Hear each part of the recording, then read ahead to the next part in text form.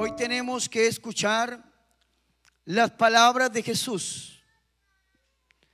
El Señor Jesucristo, después de su resurrección, dura 40 días, según nos cuenta a nosotros el evangelista San Lucas.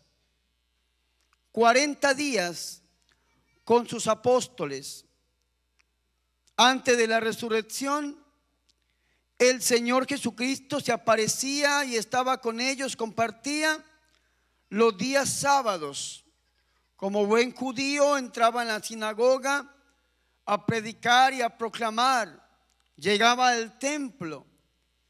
Pero algo que es particular en nosotros es que después de la resurrección el Señor no vuelve a aparecerse ningún sábado a los apóstoles. El Señor se aparece el primer día de la semana. Bíblicamente hablando, el único día dentro de la semana que tiene nombre es el sábado. Y se llama sábado por el Shabbat judío, por el día de descanso. Entonces, ¿por qué le llamamos domingo al primer día de la semana? Se le llama domingo al primer día de la semana porque fue el día en que resucitó nuestro Señor y Salvador Jesucristo. Y fue el día en que el Señor se aparece a los apóstoles, mostrándoles sus llagas y demostrándoles que verdaderamente Él está vivo y resucitado, porque ha vencido la muerte gracias al poder del Espíritu Santo. Y escúcheme muy bien, por esa razón nosotros los católicos nos reunimos todos los domingos a celebrar la resurrección de nuestro Señor Jesucristo. Y ese domingo deriva del mismo nombre de Dios. Hoy día nosotros estamos algo confundidos por las diferentes teologías de nuestros hermanos protestantes, de nuestros hermanos no católicos. Un ejemplo, el nombre de Dios. Hay personas que dicen que el nombre de Dios es Jehová. Y usted va al diccionario de la Real Academia de la Lengua Española o cualquier diccionario y usted busca la palabra Jehová y le van a dar la siguiente definición: mala traducción del nombre de Dios. Porque cuando Dios revela por primera vez su nombre, se lo revela a Moisés. Éxodo capítulo 3, versículo 14. Hay un diálogo entre Dios y Moisés a través de una zarza ardiendo. Dios le dice a Moisés, Éxodo 3, 7, Moisés, yo he visto y he oído el sufrimiento de mi pueblo, porque Dios no es un Dios sordo, ni es un Dios ciego. Dios conoce nuestro sufrimiento, Dios lo ve. Y muchos de nosotros que estamos sufriendo nos preguntamos, ¿dónde está Dios? Y la respuesta es, está contigo. Si estás llorando contigo. Yo les contaba una vez que estaba en Chicago y me llamaban al celular a altas horas de la madrugada. Y era una muchacha que se había enamorado de un hombre así grande y acuerpado como yo. Y entonces aquel hombre jugó con ella. Y ella llamaba y decía, dígame, hermano Bernardo, ¿por qué este hombre se burló de mí? Y lloraba. Y yo la escuchaba y la escuchaba y la escuchaba. Y pasaba el tiempo y el tiempo. Y al final esta mujer, en medio de llanto, me dijo, dígame, ¿dónde está Dios? Yo le dije, vea, Dios está llorando con usted y la verdad no me deja dormir a mí. Dios está ahí, porque Dios es un Dios cercano. Y entonces le dice Dios a Moisés, después de la pregunta de Moisés, que Moisés le dice a Dios, cuando vaya el pueblo y el pueblo me pregunte, ¿quién me ha enviado? ¿Yo qué le voy a decir? Y entonces Dios revela su nombre. Dios, nuestro Dios, tiene un nombre personal. Dios le dijo, y revela el nombre de Dios, YHWH. Eso se llama el tetragrama del nombre de Dios. Algunas traducciones bíblicas lo traducen como yo soy. Pero técnicamente, aún así es una mala traducción aún. La verdadera traducción sería: yo soy el que seré. Porque está en un tiempo que es primera persona singular masculino futuro indicativo del verbo ser. Está en futuro: yo soy el que seré. Y entonces los judíos tenían prohibido nombrar, pronunciar el nombre de Dios. Y entonces empezaron a ponerle títulos, depende de las características, apelativos a este nombre. Dicen los estudiosos de la Biblia que hay 72 maneras de llamar a Dios en el Antiguo Testamento. Y la manera más cercana de llamar a ese Dios, que es Yahvé, la manera más cercana fue Adonai. Yo estaba orando en el Muro de los Lamentos. En Semana Santa tuve la oportunidad de ir a Tierra Santa. Y llegué el domingo a orar en aquel muro donde oran los judíos. Toca uno ponerse la kipá y entrar frente al muro. Y yo apenas repetía lo que todos hacían, se movían así, yo también. Ya me habían explicado, para un judío la oración es acción. Usted no puede orar quieto porque tiene esa acción, es movimiento, es dinamismo, es vida, es fuerza. Pero yo estaba escuchando lo que decían los hermanos judíos. Y lo único que yo entendía era Adonai, Adonai, Adonai. Porque es la manera en que ellos llaman a Dios, Adonai. Ese Adonai es hebreo, hermano. Dios de los ejércitos, Dios de los ejércitos, Adonai. Pero eso es hebreo. Resulta que la Biblia fue traducida en el año 200 antes de Cristo.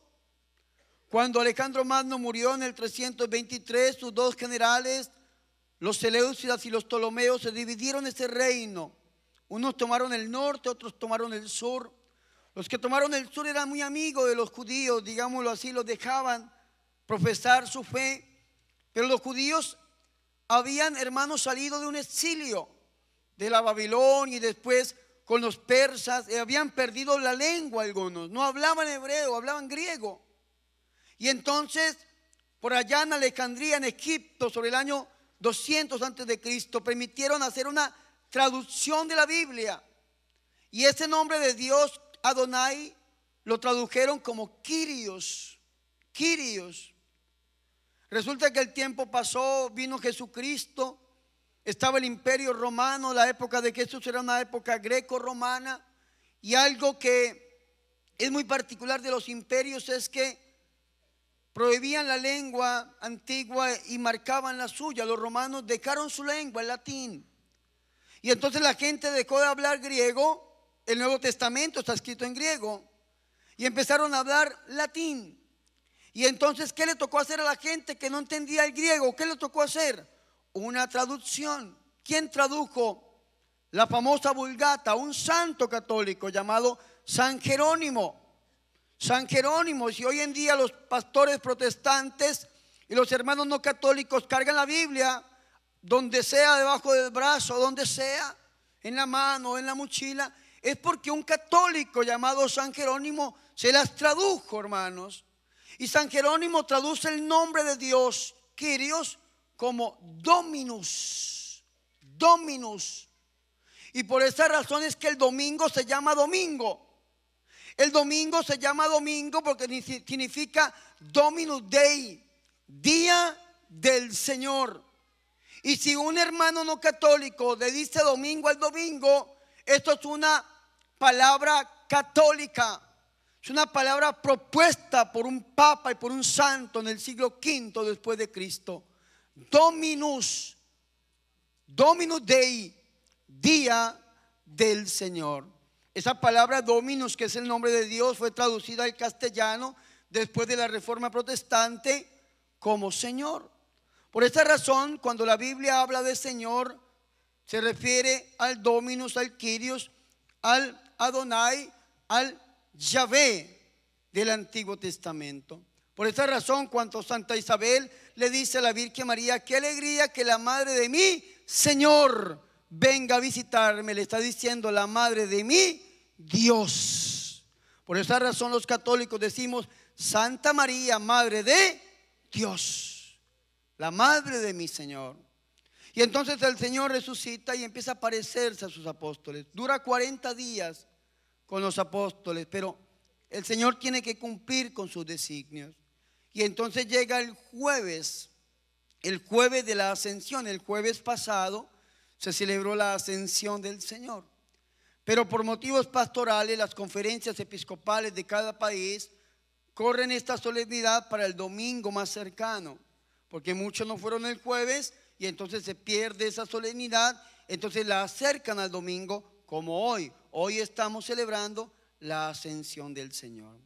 Es una solemnidad, es una fiesta grande dentro de la Iglesia Católica lo que estamos celebrando, que el Señor sube al cielo. Y el Señor sube al cielo por su propia fuerza. Por eso se llama la ascensión. ¿Y para qué el Señor Jesucristo sube al cielo? Pues para que se cumpla el designio del Padre. Ya lo veíamos hoy en la lectura de los Hechos de los Apóstoles, que el Señor les explica que Él se va para enviarles al Espíritu Santo.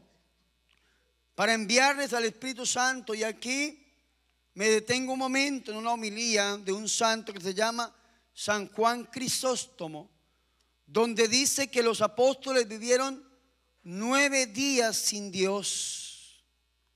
El Padre nuestro que está en el cielo, el Hijo que sube al cielo y el Espíritu Santo que todavía no ha descendido sobre los apóstoles. Y entonces cuando una persona no tiene a Dios, ¿qué es lo que hace? Se refugia, busca desahogos, busca salidas, busca refugios. Hay personas que buscan ese refugio en drogas, en alcohol, en ataduras, en depresiones, en diferentes sentimientos y acciones. Los apóstoles se refugiaron en el miedo, se encerraron, mis hermanos. Y es propio de un corazón que no tenga a Dios lleno de miedo. Un corazón que no tenga a Dios está lleno de depresiones, de soledades, de tristezas, de amargura, de vicios. Los apóstoles no tenían a Dios en el corazón y por esa razón estaban encerrados. ¿Por miedo a qué? A la muerte, a los judíos, a que los mataran. Y es cierto, no tenían a Dios. 9 días. ¿Y qué les tocó hacer a los apóstoles? Les tocó a los apóstoles hacer lo que la Iglesia Católica llama la primera novena en la historia de la Iglesia. 9 días duraron clamando, 9 días duraron esperando, 9 días duraron encerrados, pero ellos tenían una ganancia, tenían algo que estaba no en su contra sino a su favor. Y era que en medio de ellos, como dice Hechos de los Apóstoles 1:14, en medio de ellos había una mujer, la madre del Señor, la Virgen María, que ella sí había sido ya bautizada por el Santo Espíritu cuando vino sobre ella el día de la Anunciación.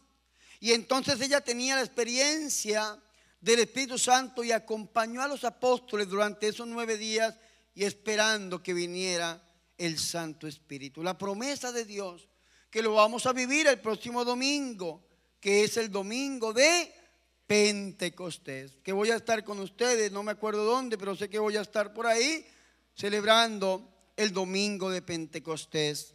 Y entonces, mis hermanos, escúchenme muy bien, antes del Señor subir al cielo para poder enviar el Espíritu Santo, el Señor les dice a los apóstoles algo hermoso, algo hermoso. Me ha sido dado todo poder en el cielo y en la tierra.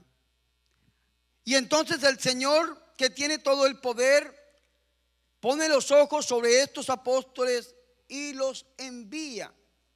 Le dice a los apóstoles: vayan y enseñen a todas las naciones, bautizándolas, y da la fórmula del bautismo, la Santísima Trinidad.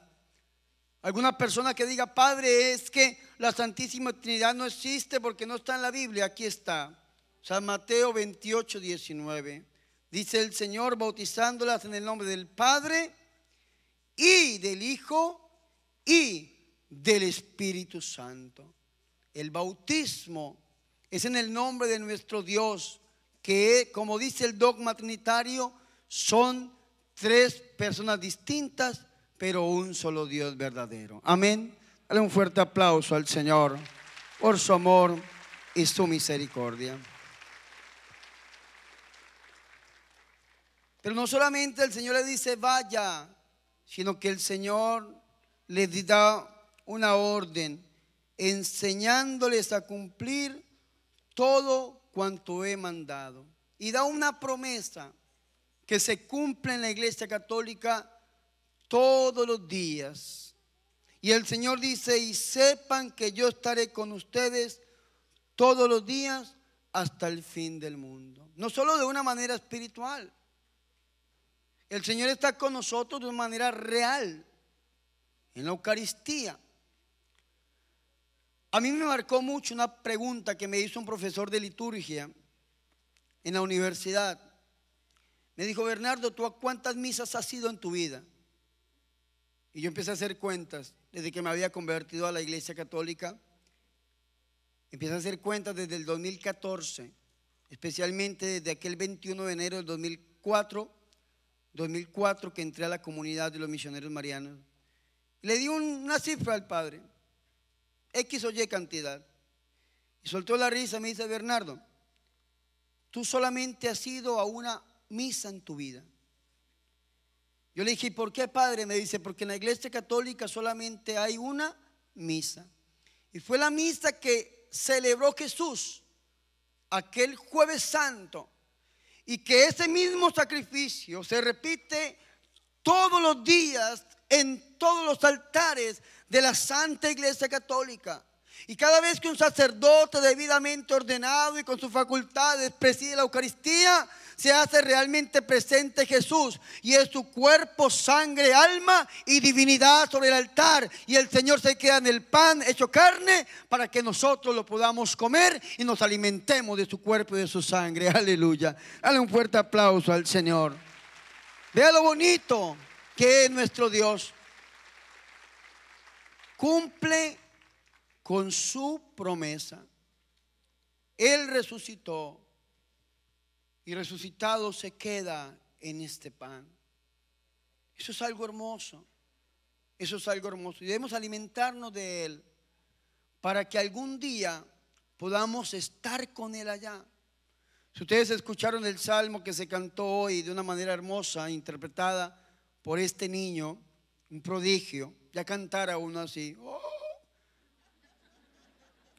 Hermoso. Pero dice que Él nos espera en el cielo con muchas moradas, y en tu casa viviré por largos días.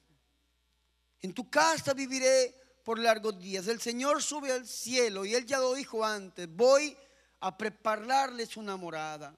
Y entonces nosotros los católicos debemos estar siempre presentes, nuestra mirada puesta en el cielo, sabiendo que, o si el Señor viene, porque no podemos perder nosotros esa visión de que el Señor va a volver. Eso se llama la parusía, la segunda venida de nuestro Señor Jesucristo por su iglesia.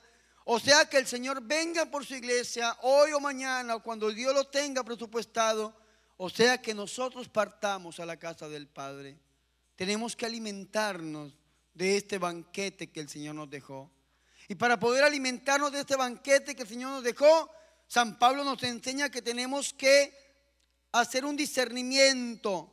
Disciernan, dice San Pablo, su conciencia, diacrinón. No vaya sea que ustedes coman y beban sin discernir, y coman y beban su propia condena, su propia condenación. En la Eucaristía, en el altar, encontramos al Señor, y tenemos que alimentarnos de este Señor para seguir caminando, y cuando el Señor nos llame a su presencia, poder vivir por los siglos de los siglos como príncipes en el cielo, que es la casa que Dios nos tiene preparada. Aleluya. Dale un fuerte aplauso al Señor por su amor y su misericordia. Entonces yo las invito, mis hermanas, hoy hagan caso de ese mandato del Señor. Hoy Dios les dice a ustedes: aquí a los apóstoles, hoy a nosotros, vayan y anuncien la palabra. Vayan y anuncien la palabra. Yo el miércoles pasado estaba en Asís, en Italia, el pueblo de San Francisco de Asís. Y estaba predicando, presidí la Eucaristía ahí en la Basílica Papal de San Francisco. Y les predicaba a las personas sobre la evangelización, sobre la predicación. Y se me vino una historia muy conocida en la iglesia, cuando un fraile le dijo a San Francisco, le dijo: Padre Francisco, yo quiero ir a predicar la palabra.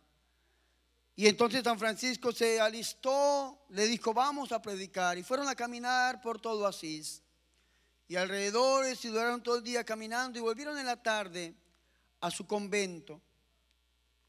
Y entonces el fraile le dice: Padre Francisco, ¿y cuándo vamos a predicar? Y San Francisco le responde: ya predicamos, ahora tú ve a predicar y si es necesario utiliza las palabras. El Papa Pablo VI, en un documento llamado el Evangelii Nuntiandi, nos dice que el mundo no solamente necesita predicadores que llenen auditorios y con sus palabras mueva los corazones. Dice que el mundo de hoy necesita testigos, testimonios, personas que con su manera de vivir comuniquen a Jesucristo. Porque una predicación mueve corazones, pero un testimonio arrasa naciones. O si no, pongamos nuestros ojos en el gran santo, amado creo que por todos nosotros, llamado San Juan Pablo II, que este hombre con su testimonio arrasó naciones hacia Jesucristo. Un hombre que con su testimonio paró una cantidad de movimientos en contra de la iglesia solamente con su testimonio. Un hombre que con su evangelización consagró este mundo al corazón inmaculado de la Santísima Virgen María. Y si no hubiese sido así, hace rato hubiese ya pasado la tercera guerra mundial, que es la guerra nuclear. Pero gracias a que este santo con su testimonio nos enseña de que Dios está vivo y resucitado, gracias a él muchas personas se convirtieron a Jesucristo. Pongamos los ojos en el Papa Francisco, un hombre admirable. El regalo más grande que la iglesia ha recibido en nuestros últimos tiempos ha sido el papado de Francisco. El Papa Francisco, un hombre admirable. Yo lo he tenido así cerquita y uno lo ve como lleno de luz. Un hombre con una fuerza espiritual tan impresionante, mi hermano y mi hermana. ¿Y saben cómo se llama eso? Testimonio. Y nosotros también lo podemos hacer. El Señor quiere que vayamos a todas las naciones, pero tenemos que empezar por la casa, con testimonio. Yo les he dicho a ustedes qué bonito es venir aquí cuando canta el grupo alabaré, alabaré, alabaré. Pues llegamos a la casa y no alabaré ni los platos, ni las ollas, ni la ropa, nada. No se nos nota que estuvimos en la iglesia. Qué bonito es que los demás, los que nos conocen, lleguen a Jesucristo, se enamoren de Jesucristo, de la Virgen, por nuestra manera de vivir y nuestra manera de hablar. Amén. Dale un fuerte aplauso al Señor.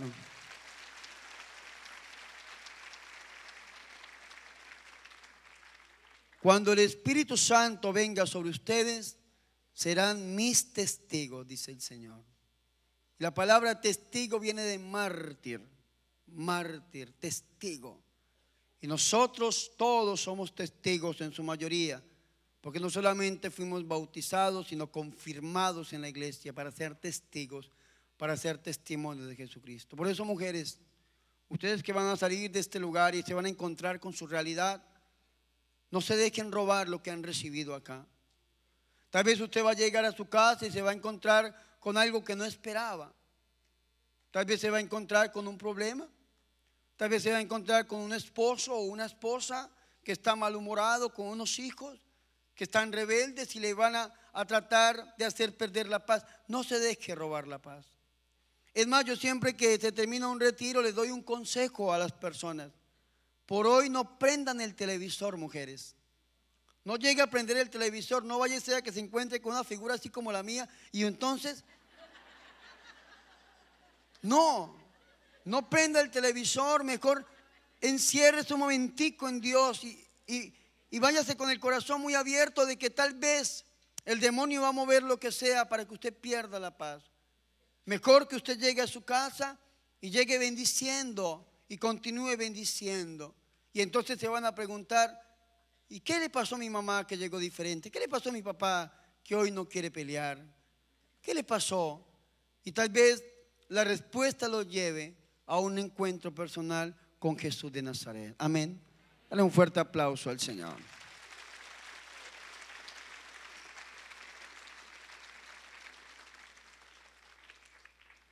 Y no se nos olvide lo que dijo el Señor: yo estaré con ustedes todos los días hasta el fin del mundo. Y no somos huérfanos, dijo el Papa Francisco en Portugal. Tenemos mae, tenemos mamá.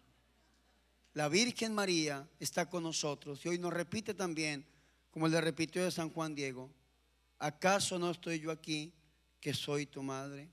Y ella, que es una buena madre, nos lleva siempre a un encuentro personal e íntimo con su Hijo Jesucristo. Gloria al Padre, al Hijo y al Espíritu Santo.